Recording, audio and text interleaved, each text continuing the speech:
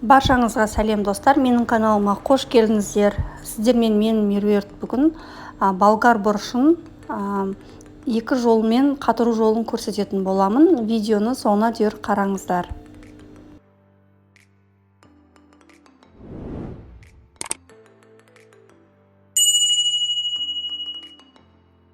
Бізге алдымен солмаған свежий болгар бұрышы керек. Енді қазір керек емес өзектерін алып тастаймыз. Ішін жақсылап, іші сыртын жуып, кептіріп аламыз. Кептіргенде жуған соң бір сағатқа жайып қойсаңыздар, бөлме температурасында өзі кебет. Болмаса қағаз сүрткішпен сүртіп кептіріп алсаңыздар болады. Мен қағаз сүрткішпен сүртіп кептіріп алдым. Қазір енді сіздерге бірінші жолын көрсеткелі жатырмын. Мұнда болгар бұрыштарын ұсақтап турап, мұздатқыштың тартпасына пищевая пленканы төсеп, осылай бір шетіне жайып қойып шықтым.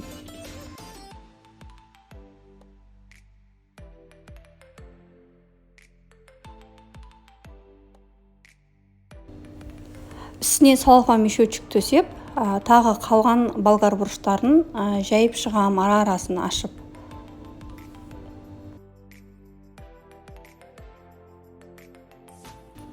Екінші жолы осы бүтіндей бір-біріне кигізіп осылай қатыратын боламыз.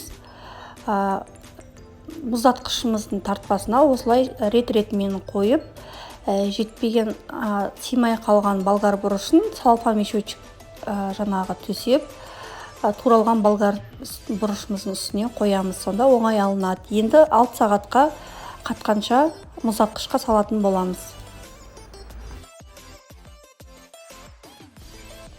Менде мұнда болгар бұрыштарым жақсы қатты, өз формасын ұстап, қазір бұны салафанға салатын болам. Менде бірінші жолдағы болгар бұрышым бұл фаршталған бұрыш, яғни голубцы тамақтарына арнауды салынған. Осылай әр тамаққа бір салафанға салып қатырып жатырмын. Қыстың күні сол қалпы, сол дәмі күйінше жақсы қатады, уайымдамаңыздар. Мен жылда қатырып жүрген жаңағы жолыммен бөлісіп жатырмын сіздермен. Осылай мұздатқышқа салып қоямыз. Дайындау кезінде тамақты жаңа фарштарыңыз дайындап қойып, салайын деп жатқан кезде 2 минут алдын ғана шығарып қоясыздар. Себебі алдын ала шығарсаңыздар, болгарский переціміз еріп кетеді. Енді мұнда менде екінші жол ұсақтап туралған.